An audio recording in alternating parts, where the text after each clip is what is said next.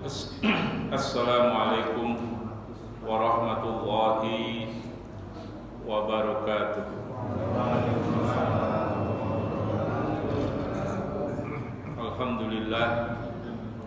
Alhamdulillahilladzi anzala as-sakinata fi qulubil mu'minin liyazdadu imanan ma'a imanihim. Asyhadu an la ilaha illallah wa asyhadu anna Muhammadan abduhu wa rasuluh. Allahumma shalli ala Muhammad wa ala alihi wa sahbihi ajma'in, amma ba'du. Ya ibadallah, jadi ingat salat Jumat saya. Fa inna khairal hadis kitabullah wa khairul huda Muhammad sallallahu alaihi wasallam, wa syarrul umur muhdatsatuha wa kullu muhdatsatin bid'ah wa kullu bid'atin dhalalah wa kullu dhalalatin finnar.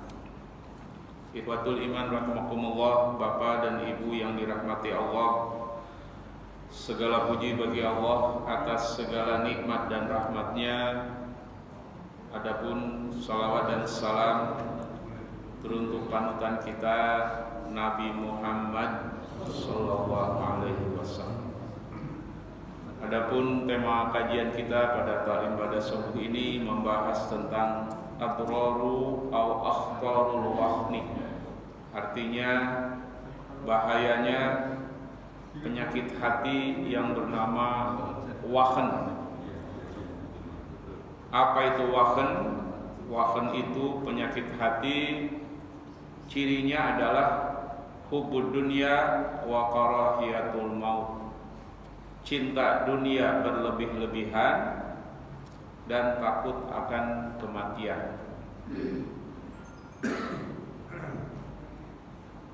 Rasulullah bersabda dalam suatu hadis dari Imam Abu Daud dengan suatu hadis sahih, yusikul umamu antada'a alaikum kama tada'a aqallatu ala qas'atiha, kata Rasul. Akan tiba masanya di mana musuh-musuh Islam mengelilingi kalian, mengerebuti. Kama tada'a aqallatu ala qas'atiha, sebagaimana orang yang lapar mengelilingi makanan dalam suatu piring. Jadi nanti umat Islam akan menjadi permainan dari orang kafir. Hadis ini sudah terjadi sekarang, sudah 18 bulan. Saudara kita di Gaza dibantai, dibunuh, digenosida, pembantaian. Sekarang sedang dalam kelaparan. Sejak Maret, 2 Maret yang kemarin, segala bantuan internasional di stop oleh laknatullah Israel, dibantu oleh negara yang sangat terkutuk, terlaknat, yaitu Amerika. Padahal ada 57 negara Islam. Dalam anggota dari organisasi konferensi Islam OKI itu ada 57 negara Islam. Punya kekuatan militer, ekonomi, minyak, semuanya keep silent dia secara militer. Secara ekonomi negara Islam menolong, termasuk Indonesia. Secara diplomatik negara Islam menolong saudara kita di Gaza. Tapi secara militer tidak ada satupun negara Islam yang menolong saudara kita di Gaza yang menderita sudah 18 bulan. Ini keterlaluan. Karena di sekitar Palestina itu ada 22 negara Arab. Dari 22 negara Arab itu ada 4 negara yang langsung berbatasan dengan Israel, punya border. Langsung berbatasan dengan Palestina. Ada Yordania, ada Syria, ada Lebanon, ada Mesir. Itu pun dia. Ada Houthi sekarang yang menolong saudara kita Palestina. Itu ormas sebenarnya. tidak merepresentasikan negara Yaman, ormas, negara miskin. Tapi negara-negara Arab yang lain diam. Bahkan sungguh ironi, ada beberapa negara-negara Arab yang punya hubungan diplomatik dengan Israel, itu pun nggak protes. Ada Maroko, Yordania, Turki, ya. Maksud saya protes memutuskan hubungan diplomatik tidak. Uni Emirat Arab, ada Bahrain, ya. Justru yang memutuskan hubungan diplomatik negara Amerika Latin yang berideologi sosialis. Jadi umat Islam dipermainkan oleh satu negara kecil, Israel. Kita kembali ke hadis tadi. Yusikul umamu antada'a alaikum kama tada'a akallatu ila qas'atiha. Akan tiba nanti masanya atau hampir saja musuh-musuh Islam akan mengelilingi kalian sebagaimana orang lapar mengelilingi makanan di suatu piring. Sahabat bertanya, qala qailun wa min qillatin nahnu yauma idin, apakah ketika umat Islam menjadi permainan, mengalami pembunuhan, pengeboman, pada waktu itu kita minoritas?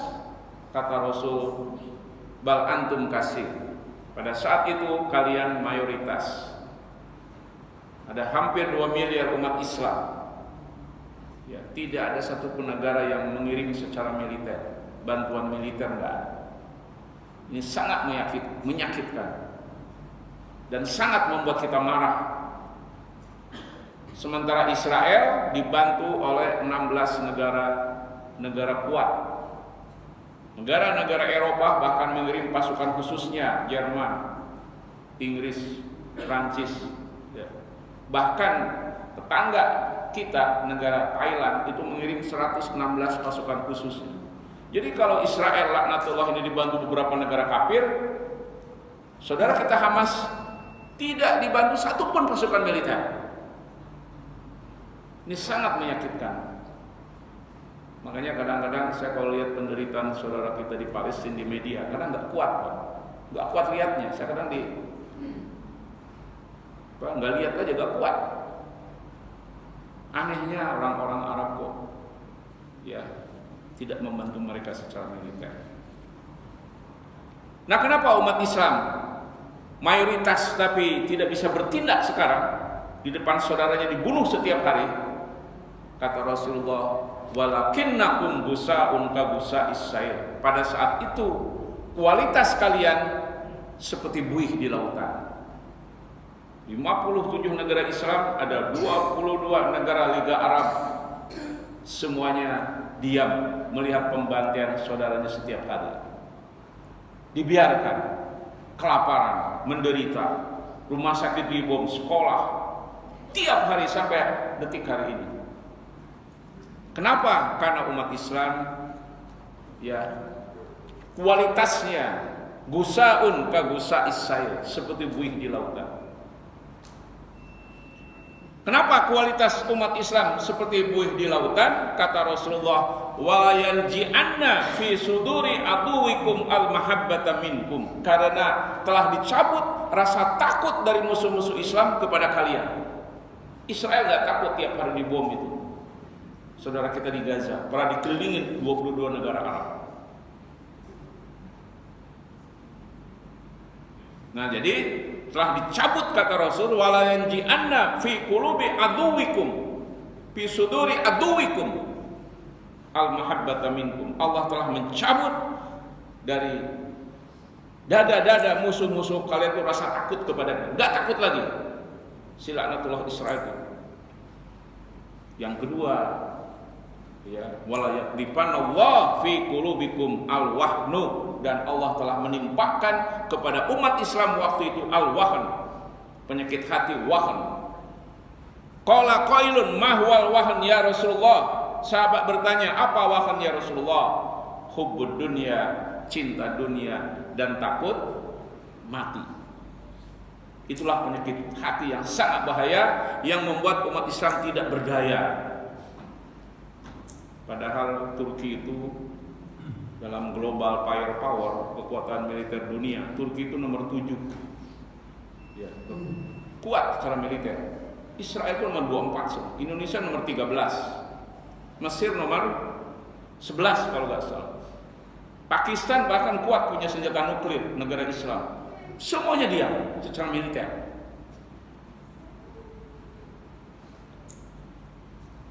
Nah, ikhwatul iman rahimakumullah. Jadi itulah penyebab umat Islam sekarang di Gaza dibunuh, dibantai, dihinakan, ya dengan keji oleh negara kecil Israel. Karena mayoritas umat Islam sekarang, kita nggak nuduh orang lain, mungkin diri kita, mungkin saya, kita punya penyakit wahan, cinta dunia takut mati.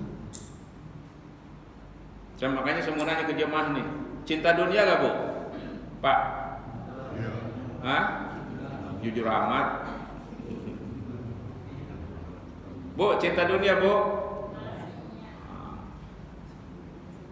Dalam surat Al-Imran ayat 14, kita umat Islam dibolehkan cinta dunia. Karena kata Allah sendiri, zuyyina lin-nasi hubbus syahwat minan nisa wal banin wal munatiril muqantarati minad dhahabi wal fiddah wal khailil musawwamah wal an'am wal has dalika mata'ul hayatid dunya wallahu indahu husnul ma'ab.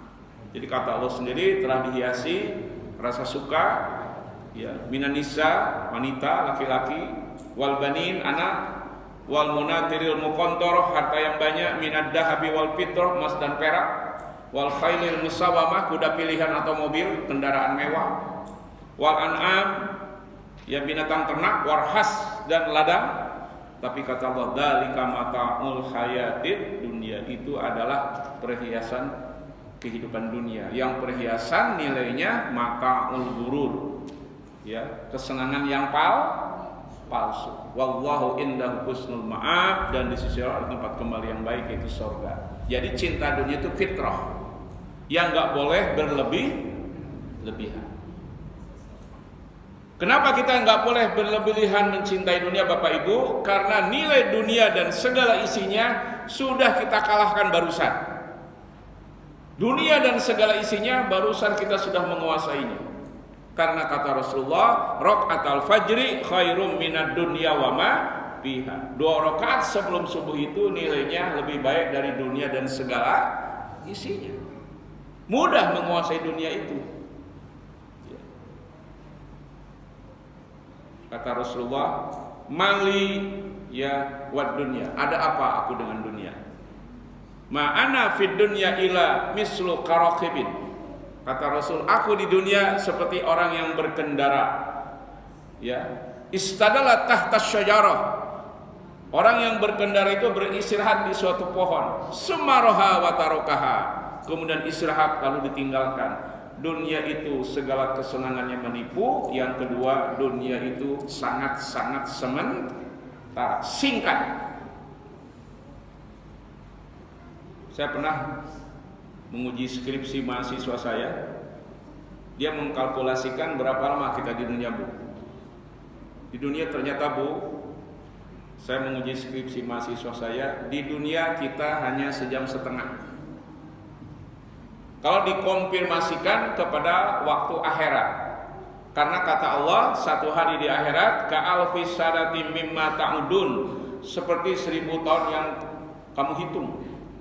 Sedangkan umur umat Muhammad, Nabi Muhammad itu gak panjang.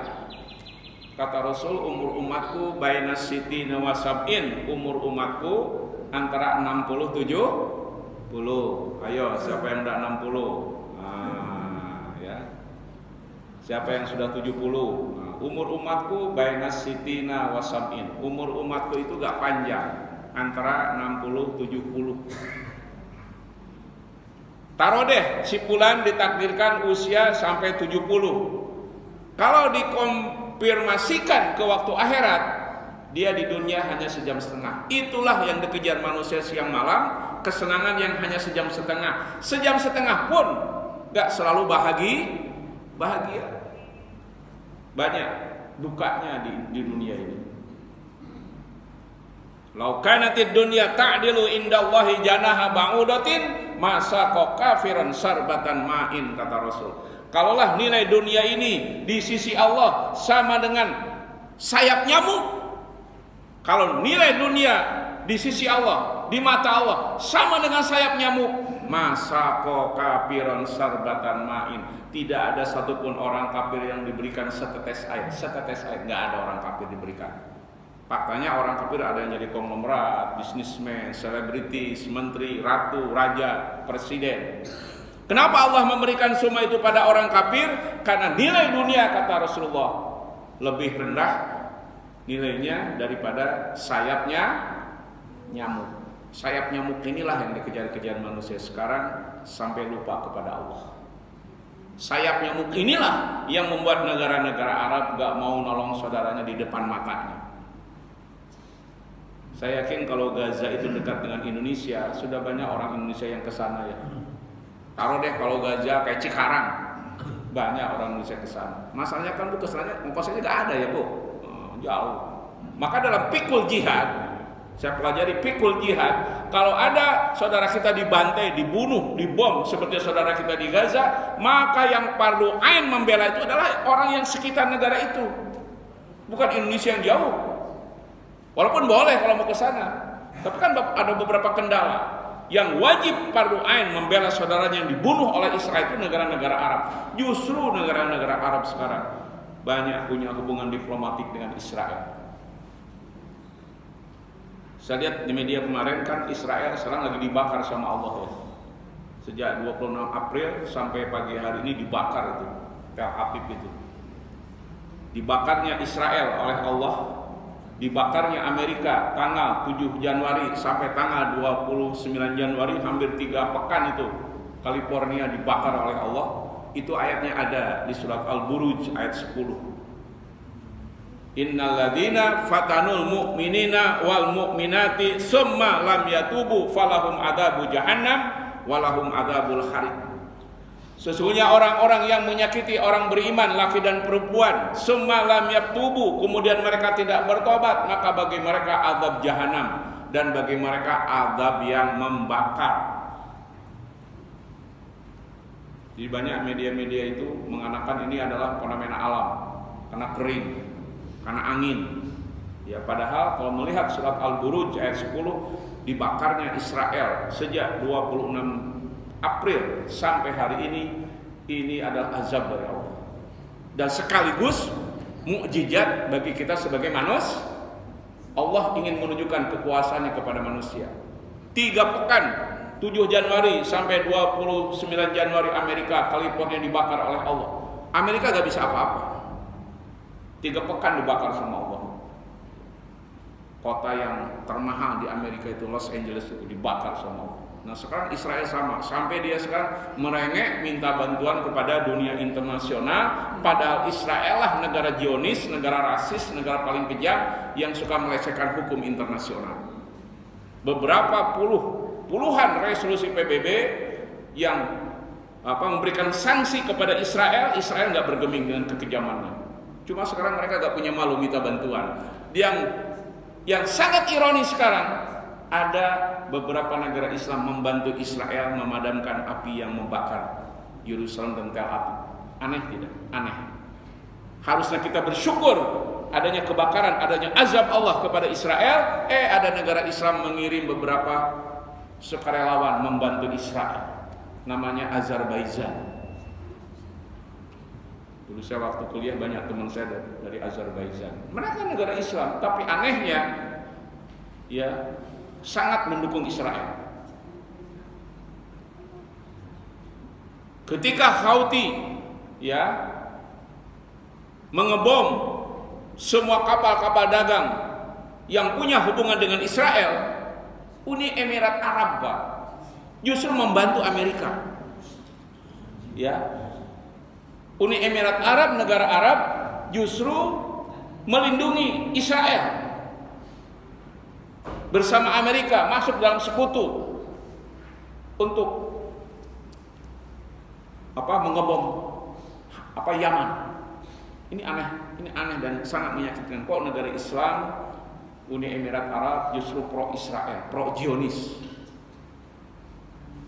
Pak, Uni Emirat Arab itu ibu kotanya Manama City.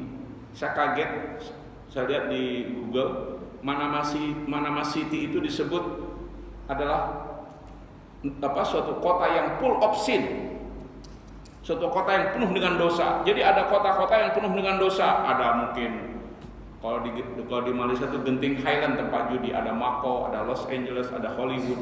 Nah, di antara kota yang penuh dosa itu suatu kota di negara Arab, negara Teluk yang bernama Uni Emirat Arab. Nah, inilah kualitas umat Islam sekarang. Diam. Tidak ada satupun yang mengirimkan pasukan militer, termasuk Indonesia. Nggak ada Indonesia mengirim pasukan.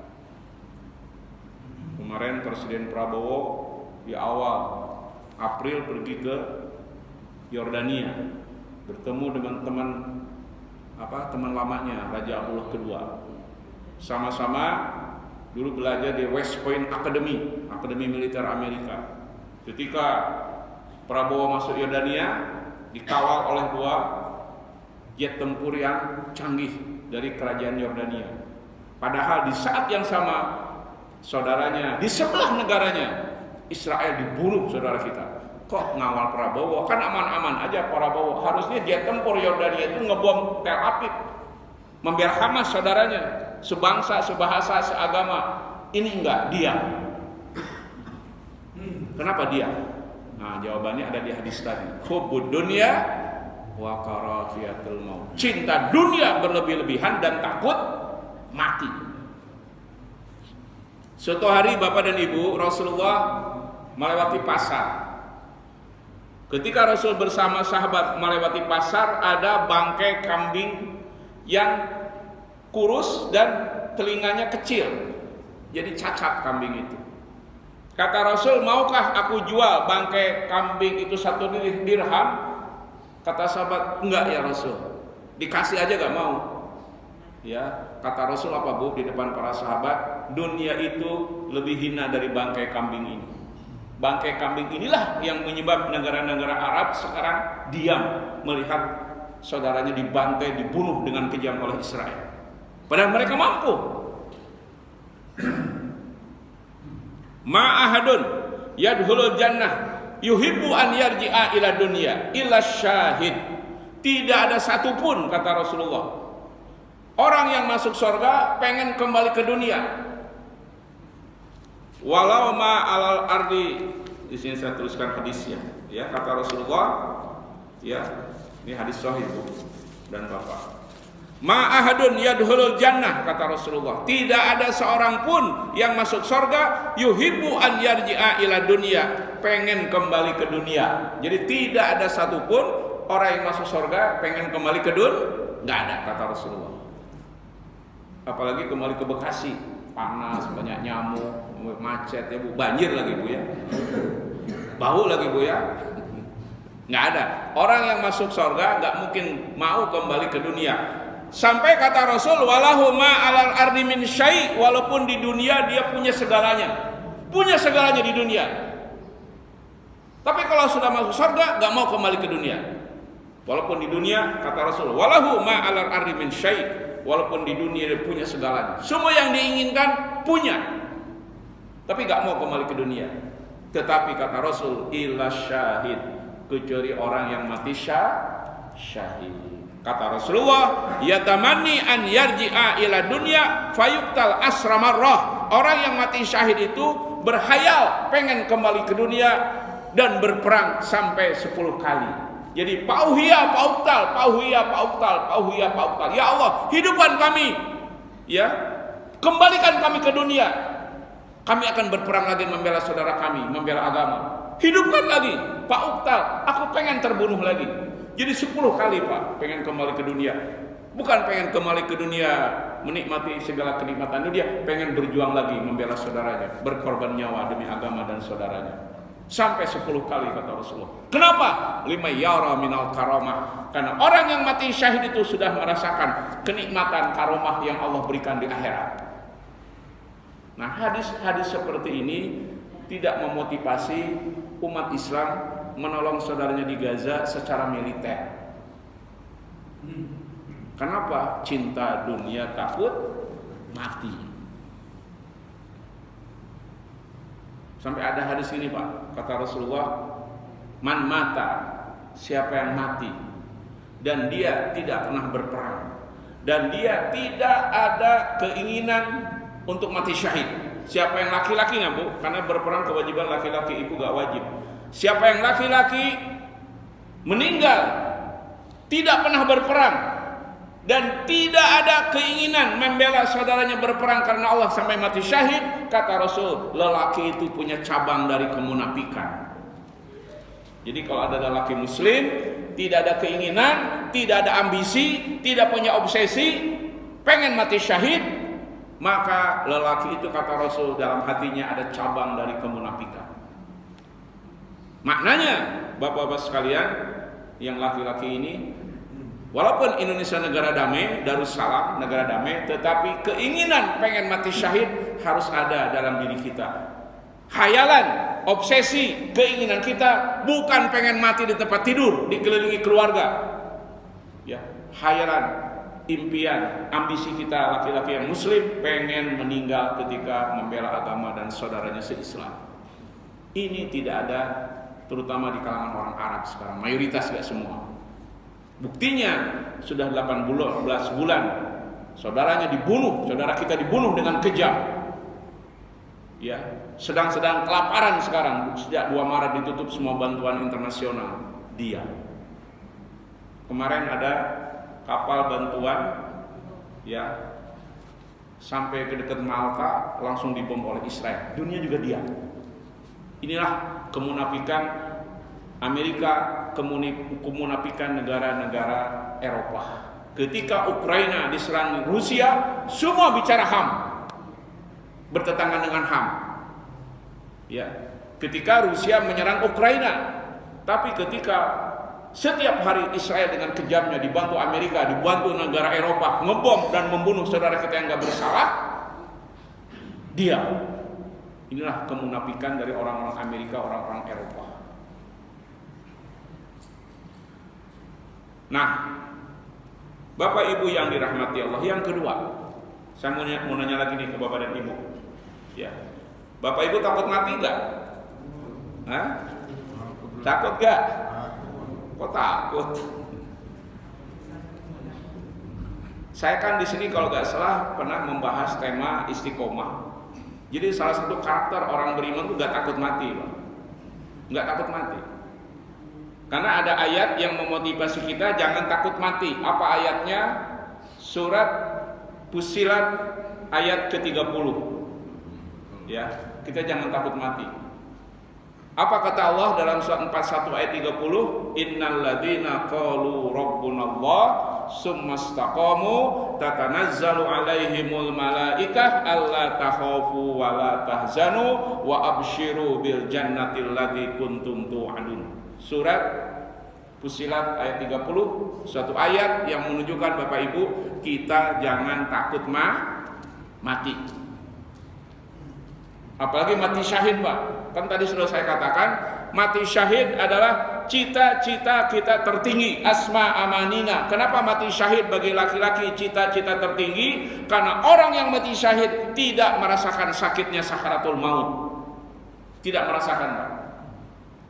Makanya Pak, kita lihat di media seorang laskar ya, tentara Al-Qassam berani mengejar tank Merkava, tank canggih ya, seorang diri membawa granat, membawa bom. Bayangkan, dia kejar itu tank Merkava seorang diri, dia bom. Kenapa dia berani mengejar seorang diri?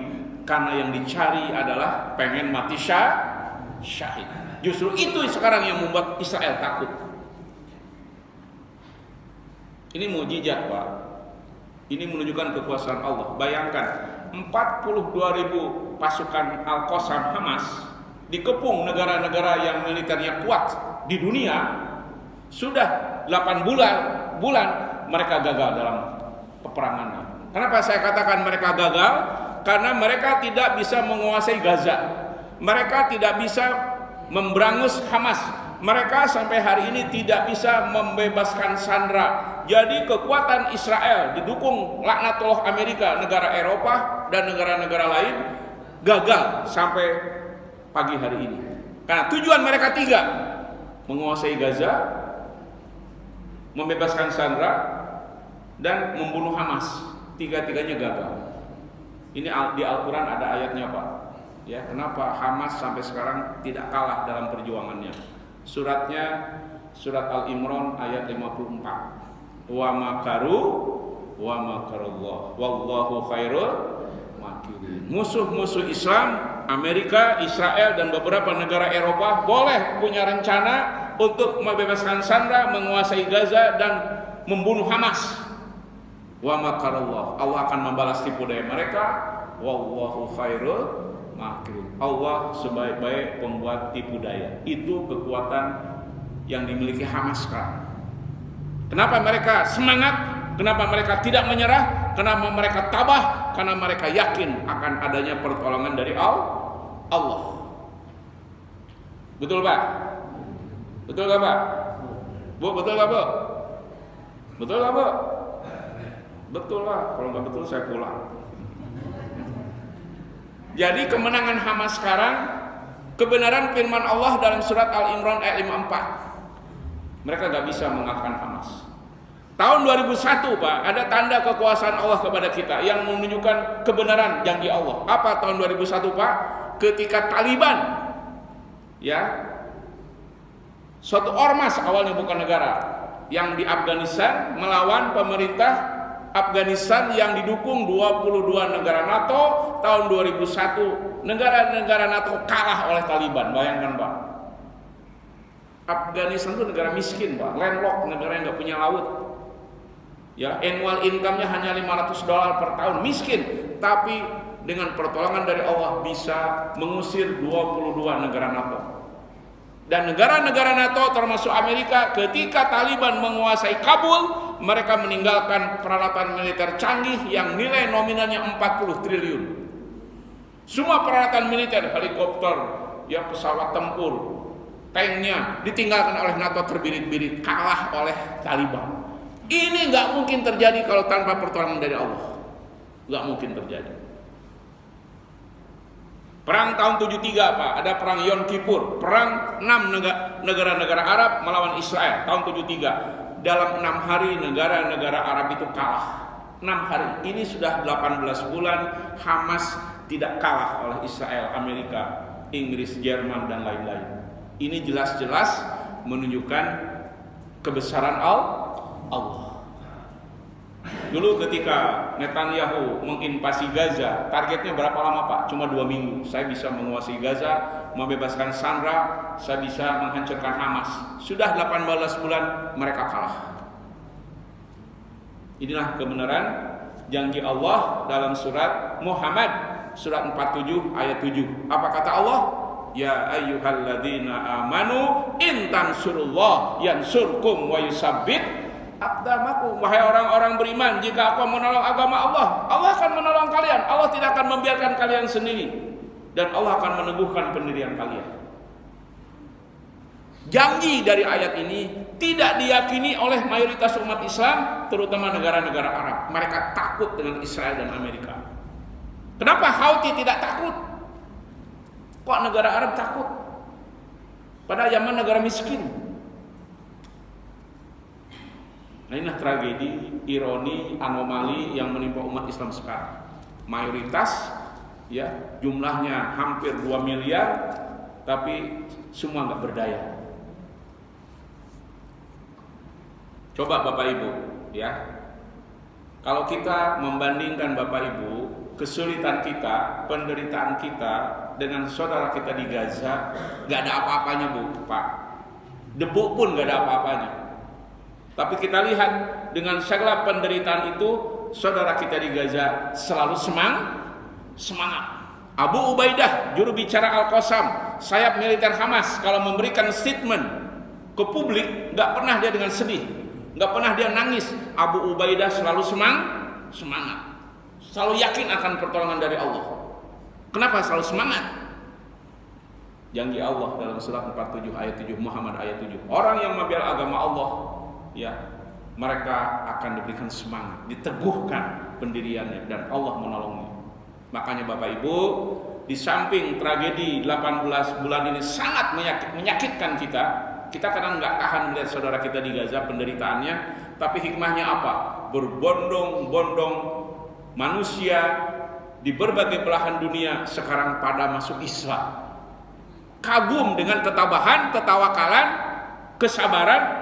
Ada orang yang menderita sedemikian rupa, tetap alhamdulillah, tetap semangat, tetap akan harapan pertolongan dari Allah. Orang kafir bingung, kok ada orang yang kuat seperti itu. Akhirnya sekarang berbondong-bondong orang itu masuk Islam. Ada teman saya dakwah di Amerika, sampai-sampai dia bilang ke saya, sampai ketika saya pulang dari masjid, saya masih dikejar oleh orang-orang Amerika itu. Kenapa saya dikejar? Mereka pada pengen bersyahadat, Pak. Sampai begitu katanya. Ketika saya sudah mensyahadatkan orang di masjid, orang-orang bule itu, saya mau pulang, dikejar oleh orang bule itu. Kenapa? Dia pengen syahadat, Pak. Jadi bangkitlah sekarang kesadaran dunia akan kekejaman Israel. Israel sekarang terisolasi secara diplomatik, dan Netanyahu termasuk war kriminal, penjahat perang. Ini kan kemenangan diplomatik dari saudara kita Gaza. Ekonomi Israel ambruk. Makanya kita harus, Bapak Ibu yang dirahmati Allah, sesulit-sulit kita dalam hidup ini, jangan merasa kita sendiri. Karena semangat inilah yang dimiliki saudara kita di Gaza. Semangat ini Bapak Ibu. Yang mau nanya Bapak Ibu nih, jawab dengan jujur ya. Bu, Ibu dulu deh. Bu, kalau Ibu sholat sendiri di rumah, yang sering Ibu baca Al-Baqarah apa Al-Ikhlas? Saya juga, Bapak sama nggak? Bapak kalau sholat di rumah sendiri, tidak di masjid ini, yang sering baca Al-Ikhlas apa Al-Baqarah? Bapak Ibu gak jawab, saya tahu jawabannya. Karena muka Bapak Ibu kelihatan ikhlas sekali nih. Nggak ada muka-muka Al-Imran ya, Al-Anisa nggak ada kayaknya. Betul nggak? Orang lagi error dijawab berarti kan. Tahu usahanya lagi error. Di surat yang sering kita baca setiap hari kalau sholat di rumah, ada satu ayat yang mana kalau kita meyakini, Bapak Ibu tidak akan lemah semangat dalam hidup ini. Selalu semangat, selalu optimis, selalu yakin akan pertolongan dari Allah. Apa ayatnya dalam surat Al-Ikhlas? Allahus Samad. Allah tempat bergantung. You are not alone. Kita tidak sendiri. Nah, semangat ini yang dimiliki yang ada di saudara-saudara kita di Gaza. Mereka tidak menyerah. Dan akhirnya Allah memberikan kemenangan. Saya kemarin lihat di CNN, Bu. Seorang ibu pulang dari Rafah. Jadi antara Rafah yang berbatasan dengan Mesir sampai Gaza Utara itu jaraknya 40 kilo. Jadi ibu ini sudah sepuh. Ketika ada ceasefire 16 Januari kemarin yang dilanggar Israel, ibu itu pulang dari Rafah ke Gaza Utara, jalan kaki. Ya, sampai di Gaza Utara di rumahnya sudah dibom oleh Israel. Jasad suami dan 3 anaknya ada di bawah reruntuhan rumah itu. Bayangkan Pak, Bapak Ibu sedihnya. Ya, pulang ke rumah, dia ngungsi karena perempuan, sampai di rumahnya sudah ambruk, di bawah reruntuhan rumahnya ada jasad suami dan 3 anak laki-lakinya. Apa kata ibu itu? Alhamdulillah, suami saya telah syahid, anak-anak saya telah menjadi syuhada. Alhamdulillah, mereka semua pasti akan memberikan syafaat kepada saya di akhirat. Sekarang milik saya cuma Allah, dan seyakin-yakinnya kata ibu itu, Allah tidak akan membiarkan saya sendiri. Bayangkan Bapak Ibu, dia gak sedih, keluar dari mulutnya Alhamdulillah, suami saya telah syahid, 3 anak saya telah syahid. Sekarang saya yakin, insya Allah saya dapat syafaat di akhirat. Yang keluar adalah Alhamdulillah. Bapak Ibu kan tahu, orang yang mati syahid pertama tidak merasakan sakaratul maut. Kelihatannya ditembak, dibom, dibelah dadanya kayak Sina Hamzah. Mereka gak merasakan, sama sekali gak merasakan sakitnya sakaratul maut. Orang yang mati syahid itu kata Rasul, ruhnya disambut 72 bidadari. Nah, ibu kalau dengar bidadari suka jelas, ada bidadara bu. Ibu mah kalau dengar bidadari jelas, ya bu. Betul bu? Ibu nanti dapat berondong, ya. Yang jaga ibu anak-anak muda yang usianya tidak lebih dari 30 tahun. Ya. Jadi ada bidadari, ada bidadari, ada karyawati, olahragawan, apa bu? Olahragawati, penjahat, penjahit katanya Pak. Ini kejam banget dibilang penjahat wati kali Pak. Kok penjahit ya? Kasihan penjahit ya. Jadi orang yang mati syahid ruhnya disambut 72 bidadari dan mereka diberikan privilege, mereka diberikan keistimewaan dapat memberikan 70 syafaat bagi ahli keluarganya yang sudah divonis neraka. Itu kebanggaan seseorang yang punya keluarganya mati syahid. Orang yang mati syahid itu bisa memberikan syafaat bagi keluarga dekatnya 70 orang, bukan seorang dua orang, 70 orang yang sudah divonis neraka. Kemuliaan yang Allah berikan kepada orang yang mati. Itulah sebabnya orang yang mati syahid pengen kembali ke dunia sampai 10 kali. Semua orang kalau di surga gak mau kembali ke dunia, tapi orang mati syahid pengen kembali ke dunia sampai 10 kali. Pak Uhia, Pak Uktal, ya Allah hidupkan kami lagi di dunia, aku ingin berperang lagi membela saudara kami dan memuliakan agama.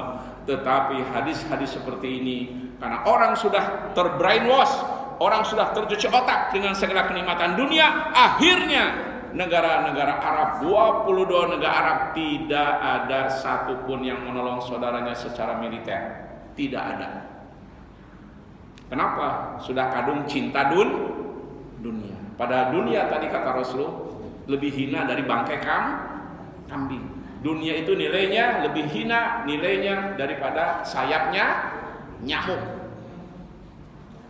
Orang di Bahrain, Uni Emirat Arab, Kuwait, bahkan Saudi, wah pesta pora.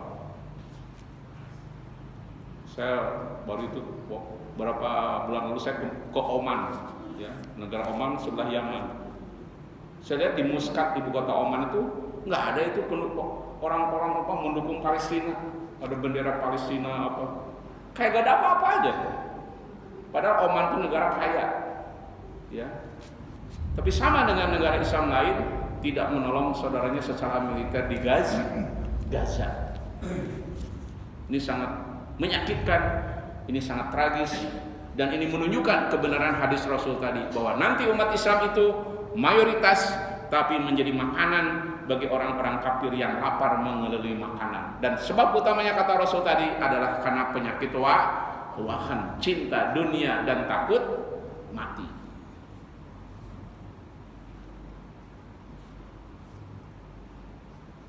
Nah, Bapak Ibu yang dirahmati Allah, kenapa orang terjangkit penyakit wahan? Ini kan pertanyaannya ya. Kenapa orang terjangkit penyakit wahan? Cinta dunia berlebih-lebihan dan takut mati. Sebabnya adalah setan. Ya, sebabnya adalah setan. Ada 3 ayat dalam Al-Quran yang menjelaskan kenapa ada manusia terjangkit penyakit wahan, sehingga 2 miliar umat Islam tidak bisa menolong saudaranya yang sampai pagi hari dibom, dibunuh dengan kejam oleh Israel. Apa penyebabnya? Ayat pertama Pak, itu ada di surat Al-Hijr, surat 15 ayat 39. Itu penyebab orang terjangkit penyakit wahan. Bunyinya begini, surat 15 Al-Hijr ayat 39, qala rabbi bima aghwaytani la uzayyinanna lahum fil ard wa la ughwiyannahum ajmain, kata Allah. Qala rabbi, iblis setan berkata kepada Allah, qala rabbi bima aghwaytani la uzayyinanna lahum fil ard wa la ughwiyannahum ajmain. Kata iblis, kata setan, wahai Rabbku, karena engkau telah mencap aku sesat, aku akan hiasi dunia ini ya bagi orang beriman, sehingga dunia itu indah, dunia itu mewah, dunia itu gemerlap. Akhirnya karena otaknya, mindsetnya sudah dihiasi oleh setan, akhirnya mereka cinta dunia dan takut mati. Surat 15 ayat 39. Tadyinun itu maknanya dihiasi otaknya, mindsetnya, ya, sehingga mengejar-ngejar dunia, lupa kepada akhirat, lupa kepada kenikmatan surga. Inna fil jannah lahaimatan min lu'lu'atin mujawwafatin tuluha sittuna mil. Ngerti gak, Bu? Bu ngerti gak? Ibu kalau lihat saya kayak ngerti. Bapak ngerti gak?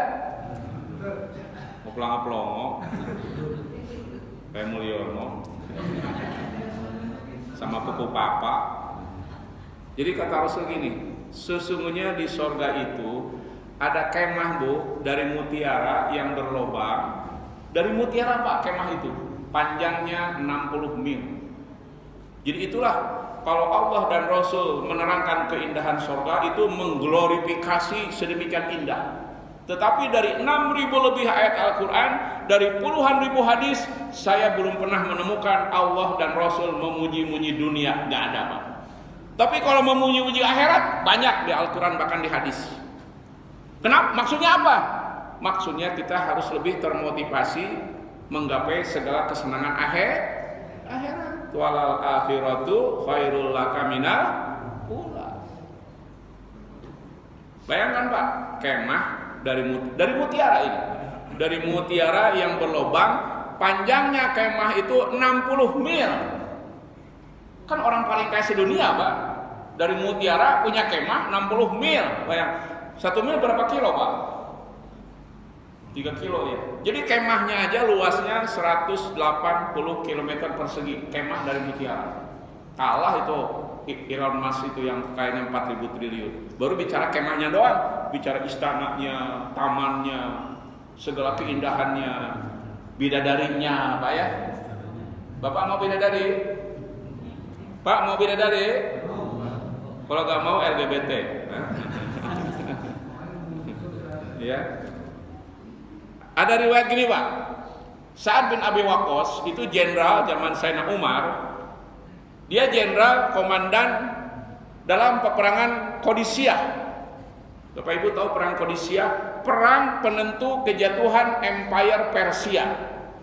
Empire Persia itu, Pak, Bu, luasnya 7 juta kilometer persegi, terbentang dari India sampai ke Mediterania. Luasnya Empire Persia itu sangat luas. Bapak Ibu tahu gak luasnya Indonesia berapa? Indonesia luasnya hanya 1,9 juta kilometer. Dalam perang Qadisiyah, umat Islam zaman Sayyidina Umar mengalahkan Empire Persia. Dan ketika perang penentuan, ada Saywar, perang urat saraf antara Rustum, jenderal Persia, dengan Sa'ad bin Abi Waqqas, jenderal dari umat Islam. Terjadi Saywar, perang urat saraf. Zaman dulu tuh kalau berperang, sebelum berperang dia Saywar, perang urat saraf dulu. Kata Rustum kepada Sa'ad bin Abi Waqqas dan pasukannya, wahai pasukan muslim, apa yang kau inginkan dalam peperangan ini? Apa pengen kemewahan dunia, emas, perak, ya, segalanya dunia, aku akan berikan.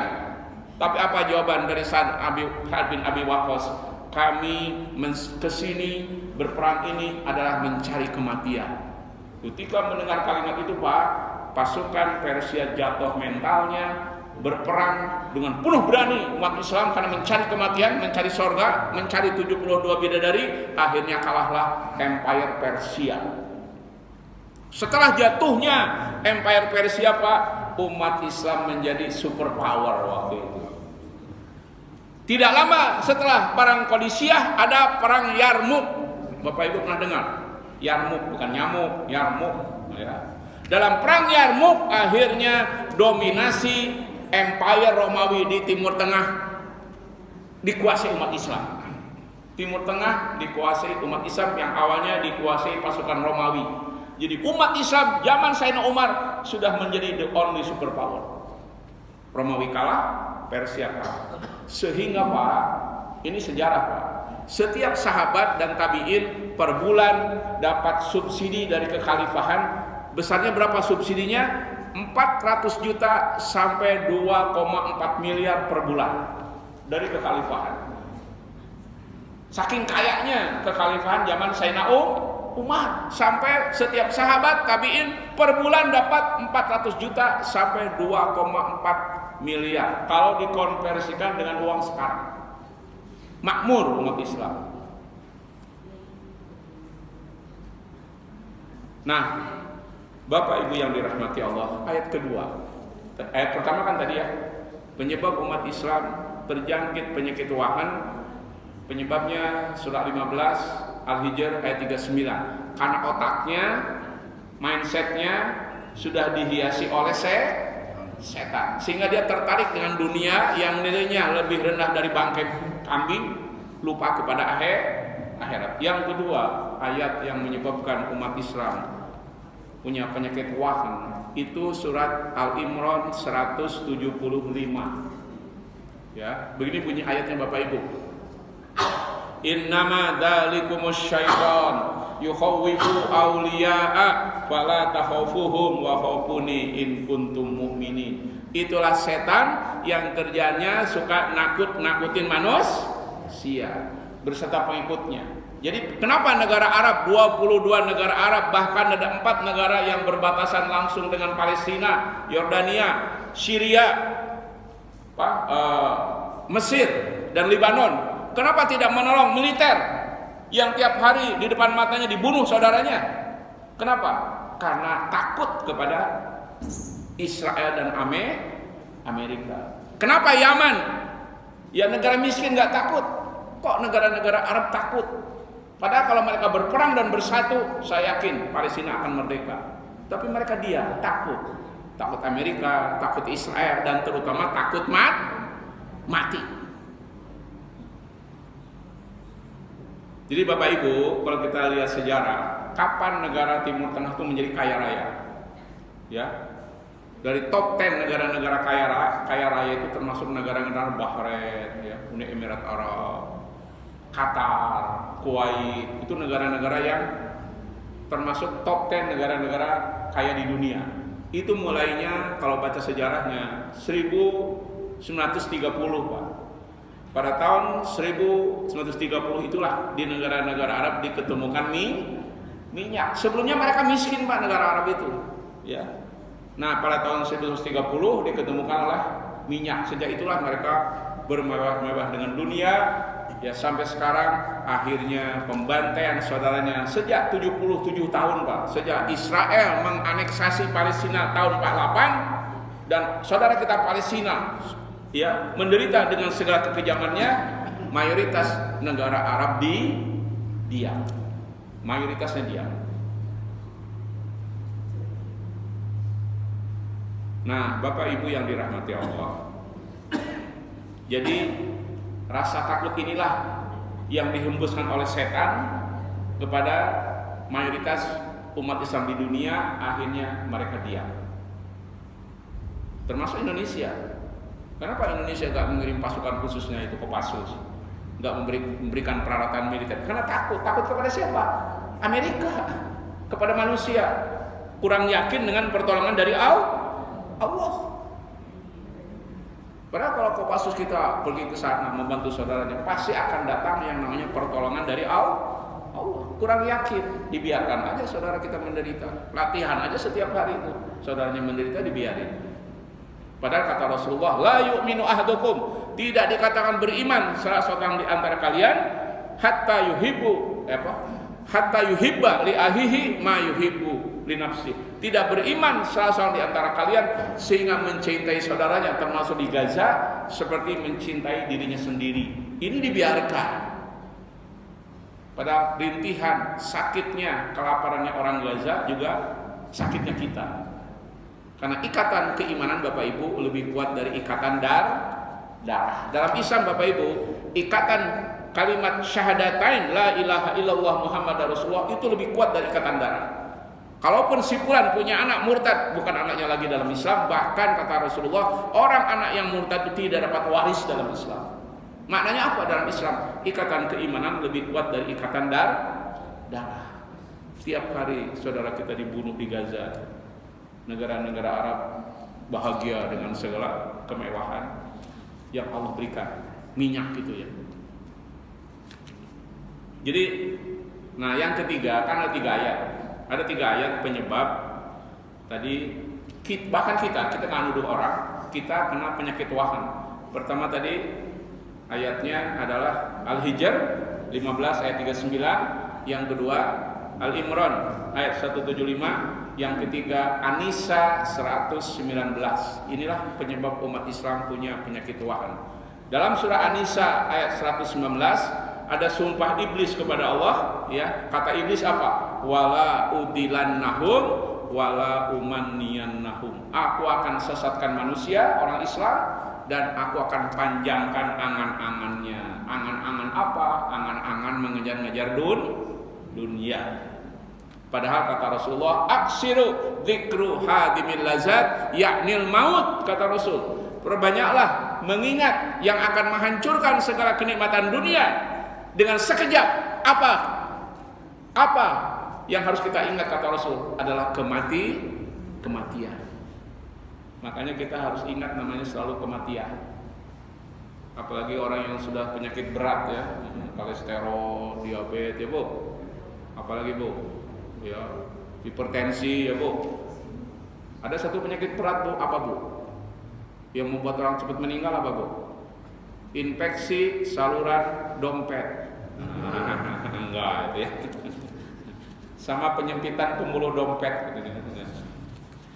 Ya apalagi orang yang sudah penyakit berat-berat, maksud saya ada penyakit berat juga. Harus banyak ingat kematian.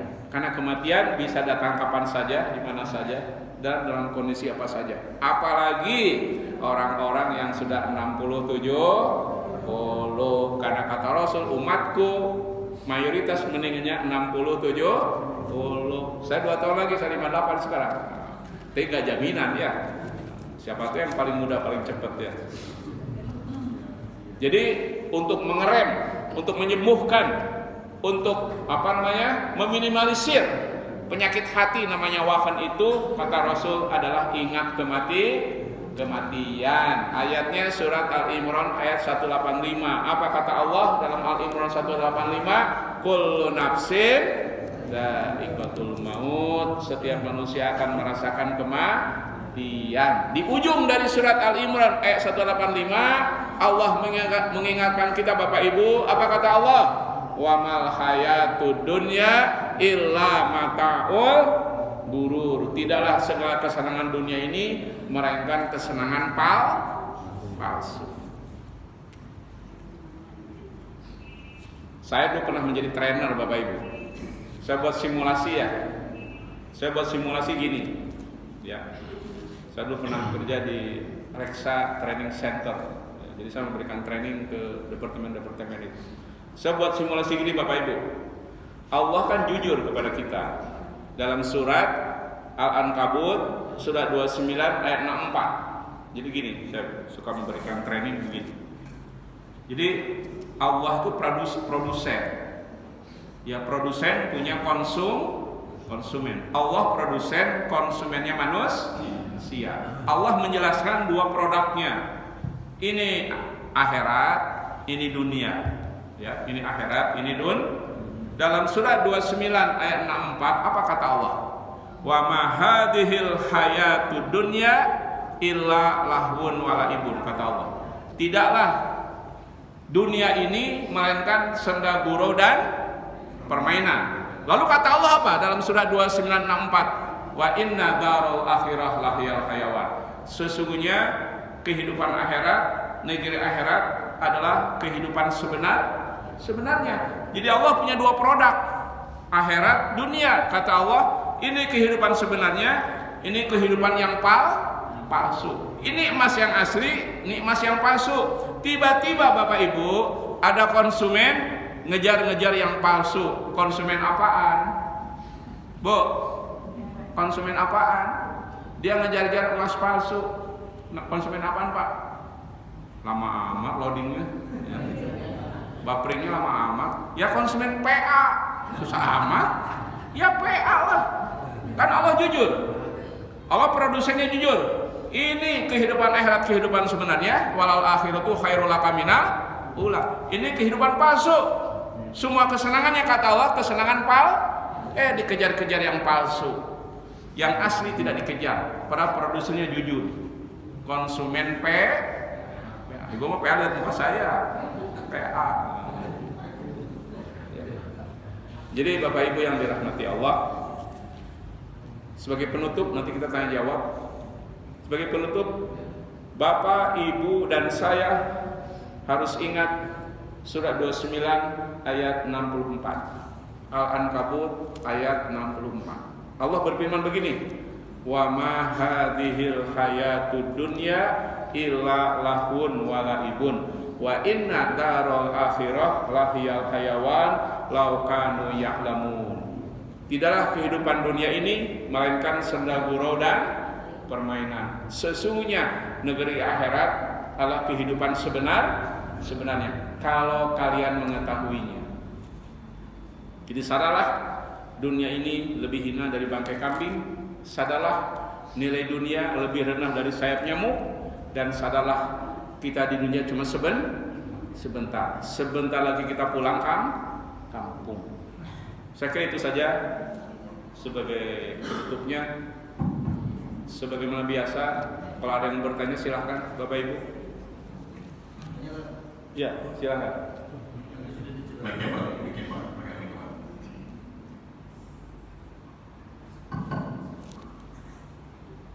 Ya, terima kasih Pak. Ya. Tadi semua sudah dijelaskan tentang penyakit wahai itu. Kemudian tanda-tandanya tidak orang beriman belum mencintai. Cinta dunia takut mati. Iya. Yang saya tanyakan konsekuensinya, Pak. Konsekuensi daripada orang beriman yang tidak mencintai saudara sendiri dan tidak membantu saudara seiman itu bagaimana? Iya. Seperti itu tak? Iya, oke. Saya jawab dengan hadis ya. Konsekuensi orang yang mengejar-ngejar dunia, ya, dan takut mati, ya, maka konsekuensinya jelas orang itu orang yang sedang dikuasai setan. Karena tadi kan sudah dijelaskan penyebab manusia ngejar dunia takut mati karena 3 ayat dari setan tadi. Setan penyebab utamanya. Jadi konsekuensinya orang yang cinta dunia berlebih-lebihan takut mati adalah suhbatus syaitan, menjadi temannya setan. Pasti akan mengajak temannya ke neraka jahanam. Itu jelas sekali. Saya jawab dengan ayat pertanyaan Bapak, itu surat 58 Al-Mujadilah ayat 19. Ya Bu, Bapak. Jadi kenapa orang terkena penyakit wahan? Apa konsekuensinya? Begini kata Allah, istahwada alaihimus syaitan fa'ansahum zikrullah ulaika hizbus syaitan ala inna hizbas syaitan humul khasirun. Artinya begini, setan telah menguasai otaknya tadi sehingga dia cinta dunia takut Lalu apa akibatnya orang kalau sudah kena penyakit wahan? Fa'ansahum zikrullah, mereka lupa ingat Allah, yang dikejar-kejar dunia. Lalu siapa orang itu kata Allah? Ulaika hizbus syaitan, mereka golongan setan. Fisiknya manusia, kelakuannya persis kayak setan. Itu berarti konsekuensi orang yang kena penyakit wahan, ya dia fisiknya manusia, karakternya, kelakuannya, tingkah lakunya persis kayak setan, menghalalkan segala cara untuk meraih keduniaan. Nah sekarang banyak orang seperti itu, menghalalkan segala cara untuk mengejar-ngejar dunia, tidak ingat akhirat lagi. Yang dikejar-kejar adalah dunia yang nilainya tadi lebih rendah dari bangkai kambing. Jadi kita tidak menuduh orang lain, mungkin itu ada dalam diri kita penyakit itu. Dalam diri saya mungkin ada, makanya hati-hati. Ya tadi ada yang nanya belah sini. Barangkali yang lain Pak, tanya lagi. Ya, silakan Pak.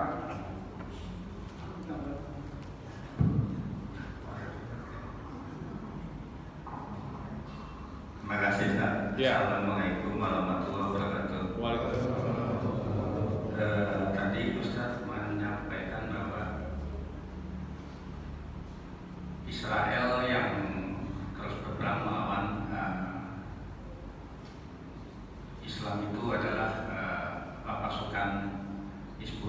dan satunya apa tadi? Houthi. Yang Hizbullah dan satunya Houthi. enggak, yang perlawanan keras Hizbullah itu si Hamas. Oh iya. Sementara Hamas itu informasi yang saya dapatkan itu hampir 100% didukung oleh Iran. Iya. Ya, nanti persenjataan segala macam anggarannya. Iya. Sementara Iran itu kan menjadi Syiah. fitnahnya umat Islam, katanya Syiah. Iya. Sementara negara Muslim yang dianggap Sunni lah semuanya ya, itu tadi Ustaz bilang tidak memberikan satu keberanian bantuan secara militer. Iya. Nah, sementara hanya Iran yang selama ini yang saya baca seperti Iya. itu. Ini hikmahnya apa Ustaz ya kejadian ini? Oke, saya jawab. Dia berdiri karena saya agak ngantuk juga. Saya jawab, saya tanya ke Bapak.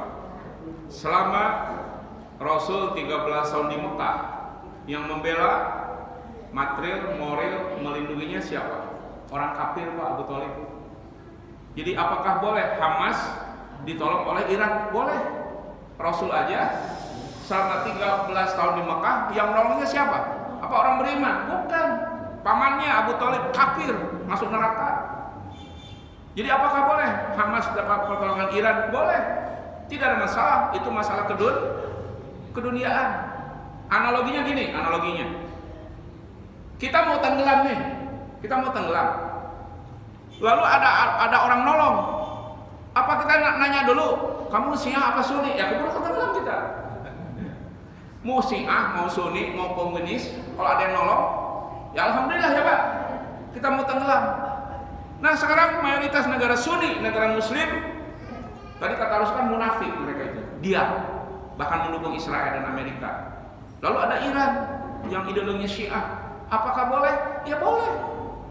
Rasul aja selama 13 tahun di Mekah yang menolongnya orang kafir.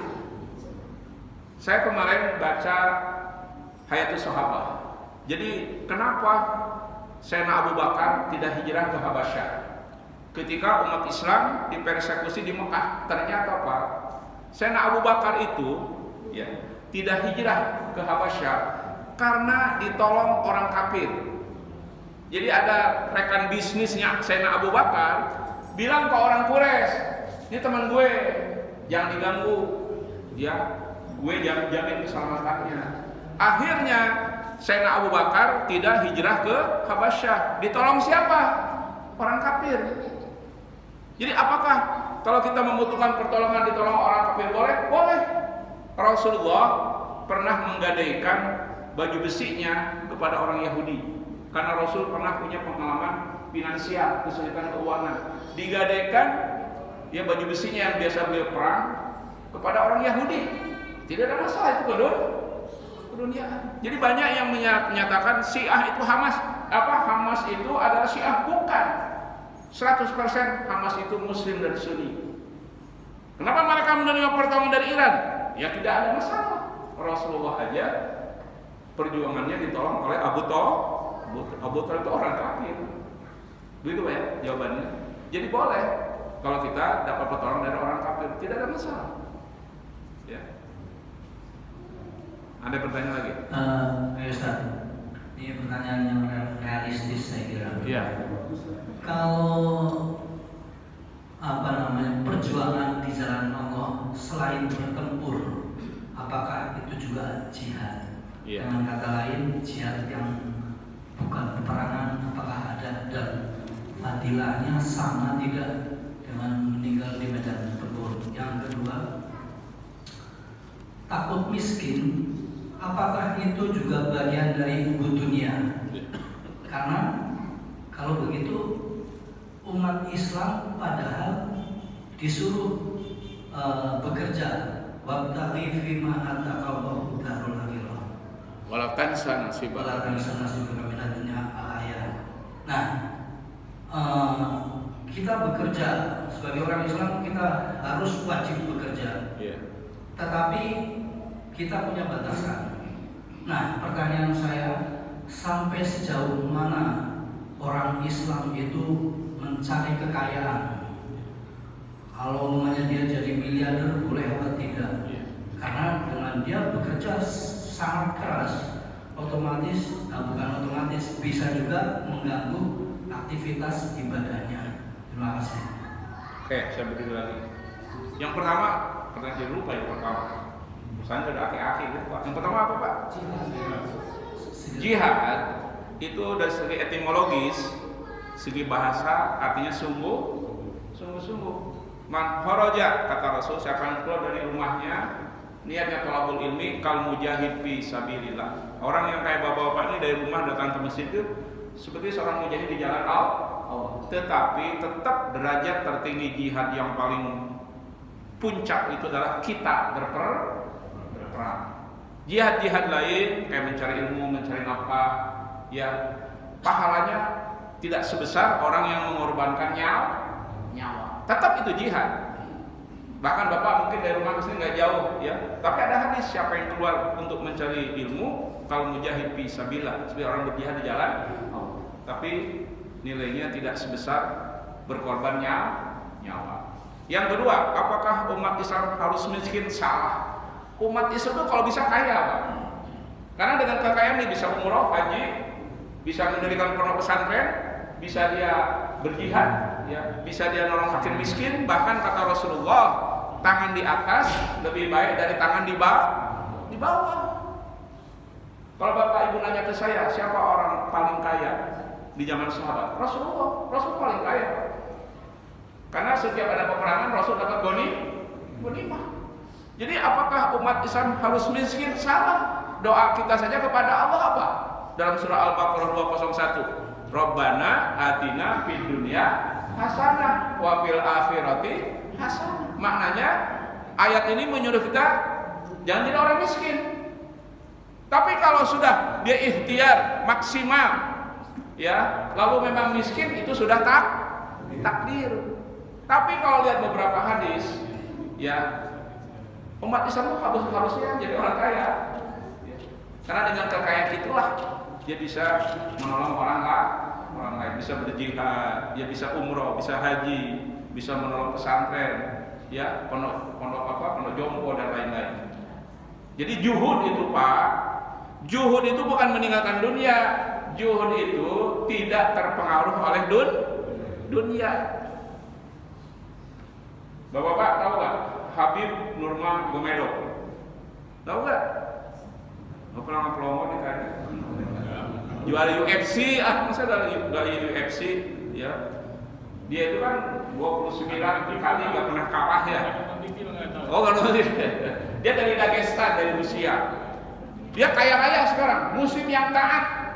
Dia pernah ke Indonesia datang kemarin November kalau nggak salah. Dia jadi orang kaya, dia menjadi apa? Ya idola lah, legenda dalam UFC. Dia bilang, I just put my money in my hand. I never put my money in my mind. Maknanya kita nyimpan uang itu di tangan, jangan dipikir. Jadi kita masih bisa mengendalikan uang. Yang orang yang wahan itu naruh uang, naruh dunia, dipikirin terus, akhirnya lupa akhirat. Nah jadi Pak Habib tentang masalah apakah harus miskin? Tidak. Imam Abu Hanifah, mazhab Hanafi ini di sekitar Turki, di mazhab Hanafi ya. Imam Abu Hanifah itu seorang ulama besar, ulama mazhab, tetapi rumahnya lebih mewah dari gubernur Irak. Kenapa Imam Abu Hanifah rumahnya lebih mewah dari gubernur Irak? Karena Imam Abu Hanifah itu dia ulama juga pengusaha. Jadi sahabat itu Pak orang-orang kaya sebenarnya. Ya, saya Abu Bakar, ya, itu pernah bertaruh dengan orang kafir dengan 100 onta. Mana kan orang kaya saya Abu Bakar itu, ya. Jadi para sahabat itu bukan orang miskin, orang-orang kaya. Yang tadi itu zaman Sayyidina Umar aja setiap sahabat dapat subsidi 400 juta sampai 2,4 miliar per tahun. Wah kaya mereka itu. Kita juga kalau nggak dikorupsi kaya Pak ya. Dari tambang aja kata Abraman sama, ya 20 juta per bulan kita dapatnya. Bukan banyak korupsi. Beginilah badan kita. 20 juta gak usah kerja Pak, dari tambang doang, belum dari emas, dari nikel ya. Karena korupsi banyak, beginilah keadaannya.